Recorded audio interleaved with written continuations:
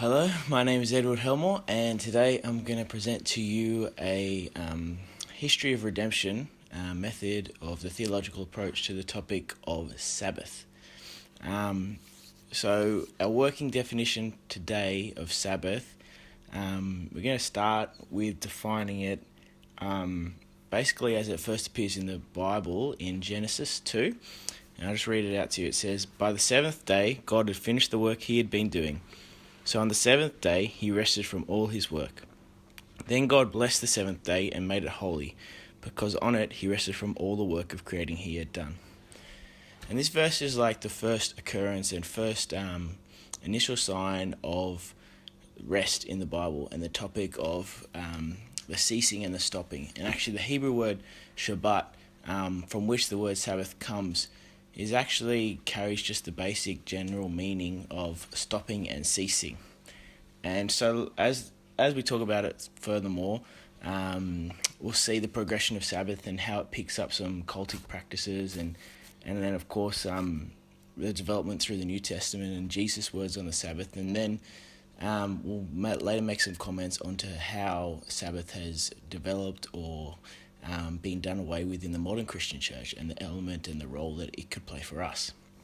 But first, there's really no better place to start than Exodus 16, because that is where Sabbath is first decreed.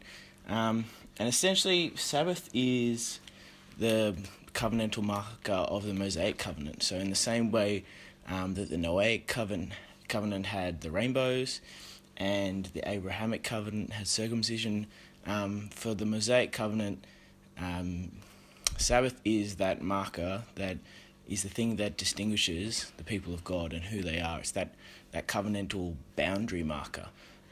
So it's first introduced in Exodus 16, and it says, verse 23, speaking of Moses, he said to them, "This is what the Lord commanded. Tomorrow is to be a day of rest, a holy Sabbath to the Lord. So bake what you want to bake and boil what you want to boil. Save whatever is left and keep it until the morning." And so, first of all, one of the most significant parts about this is that Sabbath here wasn't introduced as a day of worship necessarily for God. It didn't carry the religious or cultic exemptions that it carried throughout the rest of the Old Testament and into the New Testament. Didn't even carry some of the extreme prohibitions that Pharisees and religious teachers of Jesus' day put on it. But essentially, at its core, the Sabbath was the ceasing and the stopping. And it was that rest. And I suppose what made it unique for the Old Testament in this specific time was obviously, as we know, the way that the manna provision was working was that you could only collect enough for the day. So one day's food would spoil on the next day if you had kept extra over. And what's significant here is God makes a way and provides through the Sabbath so that the Israelites could keep two portions of manna on the say the sad day or the day before the Sabbath, and on the Sabbath there would be manna left over that wouldn't have spoiled. And so, I guess from the beginning, the Sabbath it's largely connected to the collection of manna, and it's largely linked with the ceasing of that, and it was time for the Israelites to stop and to rest and to pause, and to kind of reflect that biblical principle which is presented in Genesis 2, that even God himself, he rested for 6 days, but he worked for 6 days, but on the seventh day he rested from his work. And in that, his work was completed and perfected. So I suppose one of the next, if you had to move along, the next big and key theme in sort of the journey of Sabbath and the way it develops throughout both Old and New Testaments is its presence in the Decalogue. So it appears both in, obviously, Deuteronomy 5 and Exodus 20. And one of the interesting facts about, or one of the interesting points about it and the way it features is that it's kind of unique in that not many of the commandments that appear in the Decalogue have logic and a reason. They don't often come explained with a purpose, whereas Sabbath is one of these commands that has the purpose provided for the reader. Interesting, it differs in the two different accounts, but I'll just read you now the Exodus 20 account, and then we'll skip to Deuteronomy 5 and discuss the differences. So Exodus 20, and it says in verse 8, "Remember the Sabbath day by keeping it holy. 6 days you shall labor and do all your work, but the seventh day is a Sabbath to the Lord your God. On it you shall not do any work, neither you, nor your son or daughter, nor your manservant or maidservant, nor your animals, nor the alien within your gates. For in 6 days the Lord made the heavens and the earth, the sea, and all that is in them, but he rested on the seventh day. Therefore the Lord blessed the Sabbath and made it holy." And what we see here is interesting, that the Sabbath doesn't only apply to the Israelites. It applies to all of them, all the people that dwell within the Israelites' camp. So the Sabbath was something that was to be applied to foreigners, and even the fact that it appears within the Decalogue carries the legal importance, or shows the legal importance that it carries. And there's a couple of scriptures in other parts of Exodus which talk about the consequences of not following the Sabbath. So there's a verse in the later half of Exodus which talks about those who commit acts like kindling and collecting kindling on the Sabbath, and the result is death. The punishment for the acts like that is death. And so more than just simply being God's request of the Israelites in the way that they demonstrate their being in covenantal relationship with him, at this point the Sabbath has become a direct command from God, and something that is to be enforced within the community of Israel and upheld by the community of Israel, and to be revered and respected, because it has that prohibition nature to it, and the real risk of being put to death by the community for breaking it. So now we'll just look at the Deuteronomy account. And it says in verse 12 of Deuteronomy 5, "Observe the Sabbath day by keeping it holy, as the Lord your God has commanded you. 6 days you shall labor and do all your work, but the seventh day is a Sabbath to the Lord your God. On it you shall not do any work, neither you, nor your son or daughter, nor your manservant or maidservant, nor your ox, your donkey, or any of your animals, nor the alien within your gates, so that the manservant and the maidservant may rest, as you do. Remember that you were slaves in Egypt, and that the Lord your God brought you out of there with a mighty hand and an outstretched arm. Therefore, the Lord your God has commanded you to observe the Sabbath day." I suppose another interesting part about this is the way the prohibition extends not only to humanity, but to the rest of creation, and specifically the livestock and the animals. And that's sort of a theme we'll see being picked up later as we look at Leviticus and the whole concept of Sabbath years, not just Sabbath day, but Sabbath years and the Jubilee year, of course, and the concept of resting the land. So here in the Deuteronomy account, we see how the Sabbath extends not just to the humanity, but to the livestock, and thereby, as a result, to the land. And so not only is it a principle of rest and of ceasing, but it actually, in a sense, has now picked up this theme of restoration and of renewal, in the way that the Sabbath actually cultivates and protects that which has been entrusted to humanity. And so I guess the Sabbath here is picking up a few more key themes and concepts that are being added to it. It's sort of evolving, in a sense, from being something purely about the ceasing from work to now being something that has purpose behind it and reasoning attached to it. And that's not even yet to add the social justice elements, or the of course the cultic elements, which come and develop as the Old Testament progresses. So now we'll turn to Leviticus 25, which is probably at this point, I would say, one of the sadly underestimated and identified chapters when modern day Christians think about Sabbath observance and worship. And really, like in days like today, it's curious to wonder what the world would look like, a world that applied Leviticus 25. So I'll read a portion.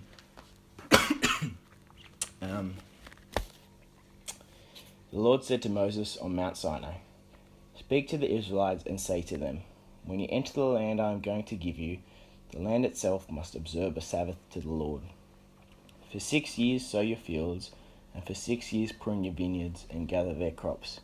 But in the 7th year, the land is to have a Sabbath of rest, a Sabbath to the Lord. Do not sow your fields or prune your vineyards. Do not reap what grows of itself or harvest the grapes of your untended vines. The land is to have a year of rest. Whatever the land yields during the Sabbath year will be food for you, for yourself, your manservant and maidservant, and the hard worker and temporary resident who live among you, as well as for your livestock and the wild animals in your land. Whatever the land produces may be eaten. And so this is, of course, just introducing the Sabbath year, and later on we'll get to the Jubilee.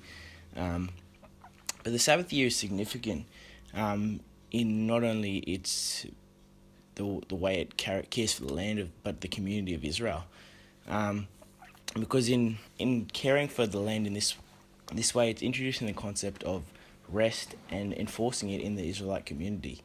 And so not only is the Sabbath year something that the Israelites would have had to plan for and care for, it's really has come a long way from being one day, because as the Israelite community was it was an agricultural society, and so the vast majority of their livelihood and their chance of survival in the world was dependent on livestock and harvest and them reaping the fruits of their sowing. And so even in a modern context, we might think that that taking a year off sowing and reaping and taking a year off developing and cultivating land sounds pretty odd. For the Israelite community, it was life or death sort of thing. It was a huge leap of faith and a real challenge for them to actually put this into practice and to risk it and to trust God that He would provide for them. I mean, although they were allowed to eat of the land, whatever the land produced itself, it certainly would not have compared to what they could have got from the land had they cultivated it and used all their agricultural techniques. And so I guess we'll move on to the Jubilee. So obviously the Jubilee year is the 50th year. So after 7 Sabbath years, which would be 49 years, the next year, the 50th year, is called the Year of Jubilee. And the Year of Jubilee is a real unique year in ancient history. In terms of the ancient Near East, and there's no real record of any other cultures or civilizations doing anything which much resembles this. So there was kind of a couple of key things that the Year of Jubilee was about. It was about obviously rest for the land, but the freedom for Hebrew slaves, not for the foreign slaves, but any Hebrew that was a slave in the Year of Jubilee was set free. Any land that had been possessed or been transferred ownership to another family or another clan within the tribes of Israel was returned to its original owners in the Year of Jubilee. And also, in the Year of Jubilee, there was the cancellation of debts. And so it was required of people to release debtors from the debts they were holding them accountable to in the Year of Jubilee. Which is a crazy thing for a living, breathing society to try and apply. And we think about it today, and I suppose it carries its own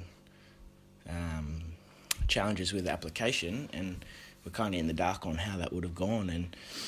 But even if we were to try and apply it today, it presents so many different challenges and so many opposite ways of thinking to the way the Western world thinks and the way even parts of the Christian world think. But this is very much part of the heritage of the Sabbath and the way that the concept of Sabbath develops throughout the Old Testament. And obviously, along with this, the cultic element has been grafted into Sabbath as well. And obviously we know that the worship of the temple and things like these became allowable exemptions to doing work on the Sabbath, and there became all these connotations of not just stopping and not just ceasing, but the rest was eventually given a purpose.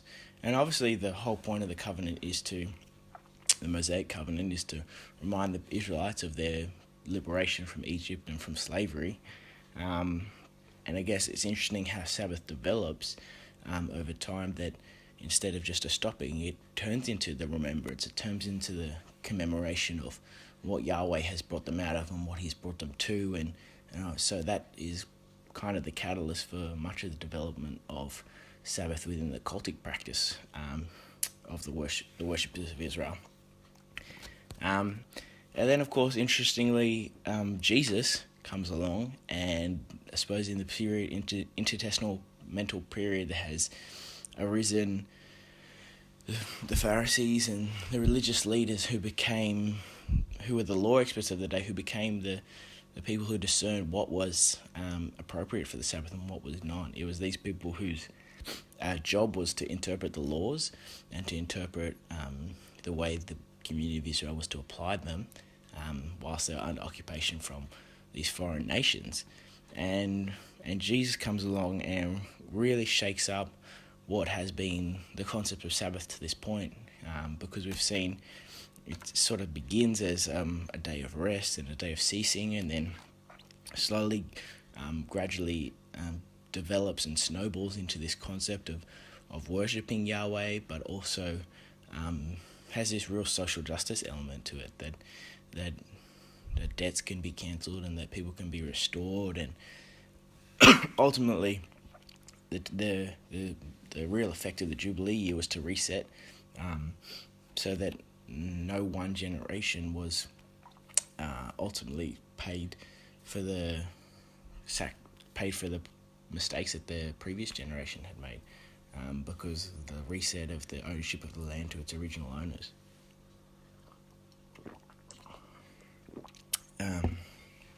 So then Jesus comes along, and we're going to look at, he obviously is talked about it in most of in the synoptics at least, directly, but we'll look at Mark 2 and what he has to say there.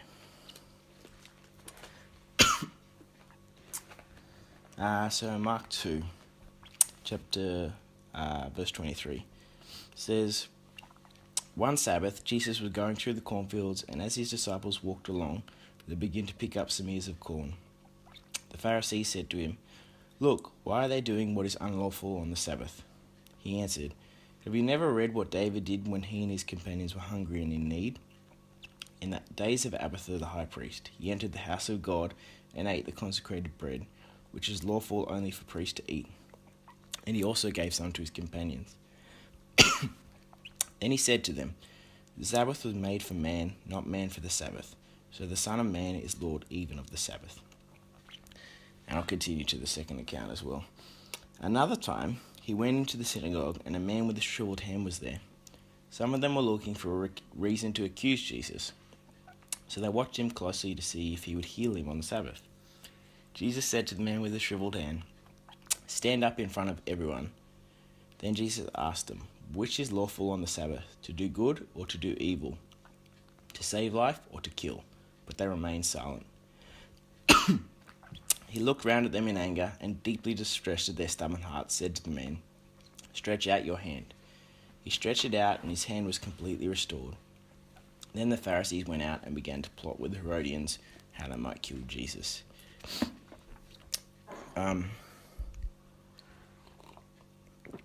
So here, under Jesus' ministry, Sabbath has developed to be something that is specifically and really only defined by the way it is interpreted by the law teachers and the law interpreters of Jesus' day. And I suppose the focus has, perhaps in the heart of Sabbath, has shifted so much from the stopping and the ceasing to the keeping of the details of the law, and keeping of not the spirit or the heart of the law, but keeping the law to the letter and to the T. And I suppose that is really can be seen to come out of the intertestamental period, and of course of like the persecution under Antiochus Epiphanes, and all the way that contributed to the Israelite community having to fight for their covenantal markers.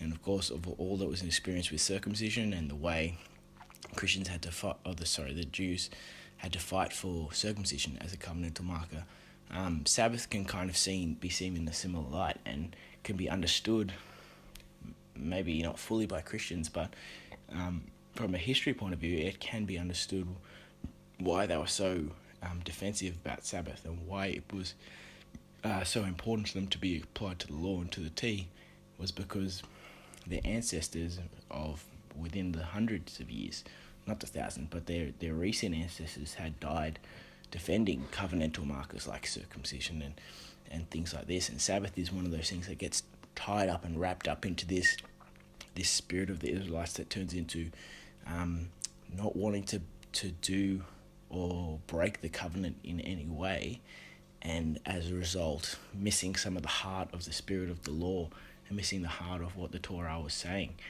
and instead focusing and putting all the emphasis on following Torah to the letter and missing some of the spirit of it. So I guess Jesus, when he comes, he really challenges two things. He asserts his authority over the Sabbath, and he challenges that the Sabbath is actually, he obviously famously says, man was not made for the Sabbath, but the Sabbath for man. And he challenges the authority there. But he also argues that it cannot be unlawful to do good on the Sabbath. And that comes in from that second portion of the mark that we read. And what's interesting is that whilst Jesus is not afraid to show that he is not under the authority of the Sabbath, but as the Son of Man, and he sits in authority over the Sabbath, is that Jesus has real purpose in guiding and directing and gently sort of chastising the Israelite community for missing the point of the Sabbath and for missing the mark of why the Sabbath law was instituted into Torah. And of course, in Jesus' day, it becomes such a, there's a reason in the text that talks about the disciples being a Sabbath day's walk from somewhere, or the Pharisees being a Sabbath day walk from Jesus. And this is because Sabbath had the importance of keeping the covenantal laws, specifically the Sabbath laws, and what that looked like, and the parameters around what constituted work and what could be seen as saving a life, which of course was exempt from the rules of work, and all these discussions about what was work and what wasn't. The Israelite community really got it mixed up, and so what Jesus does is, when he comes, is kind of turn the whole thing upon its head of what the real purpose with Sabbath is. So throughout these scriptures, even though we've only taken a brief overview, you can already get a sense of just how much the concept has strayed from when it's originally introduced in Exodus 16. It's gone from being something about stopping, ceasing, and that God will provide through the ceasing, and really developed to a point where the Israelites have just missed the whole complete point of what Sabbath was about. And that gives interesting pause for the church today, because at the same time that the Israelites got it wrong, there's no necessarily inclination that we have perhaps got it right, because perhaps what we have done is gone too far the other way.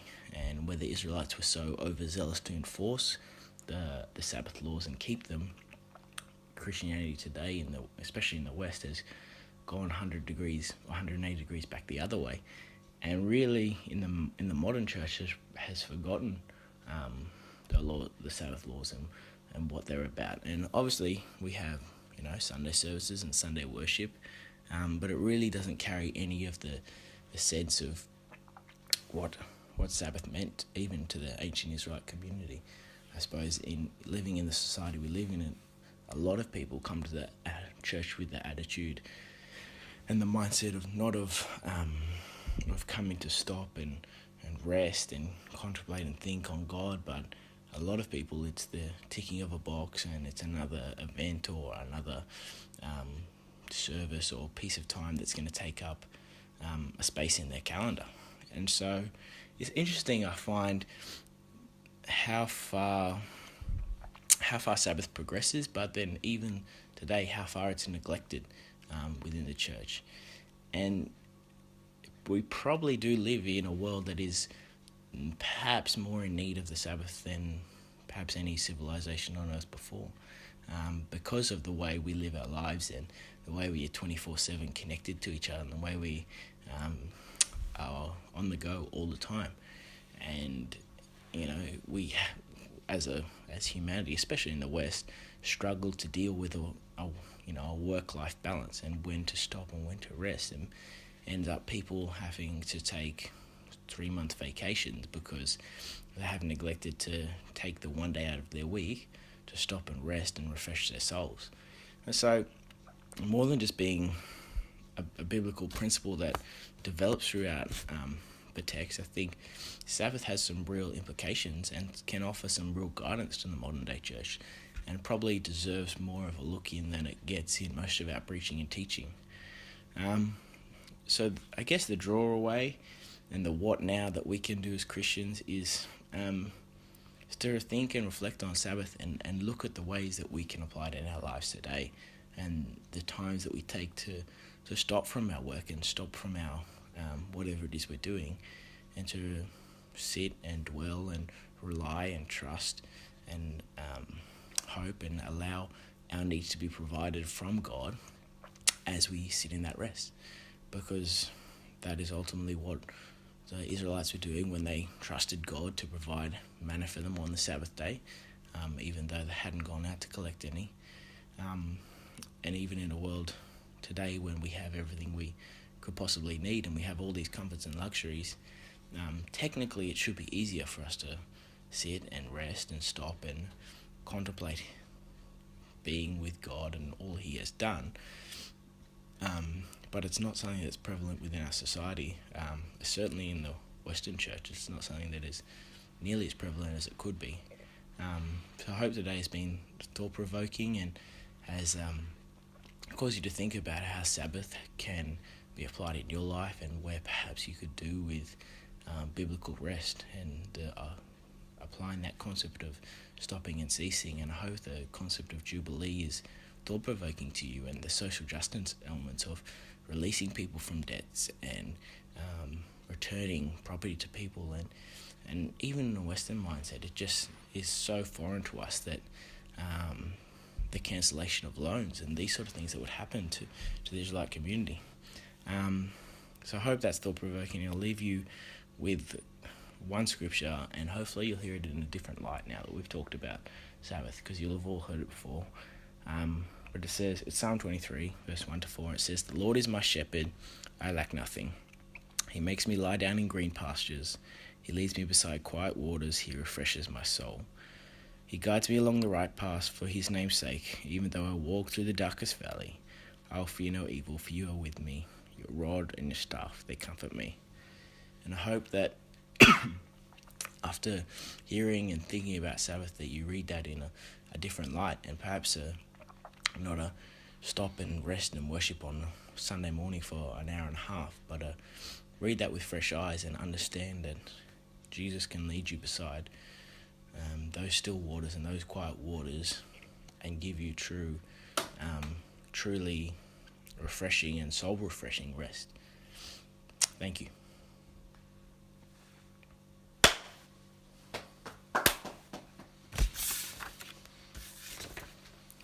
Why was I coughing the whole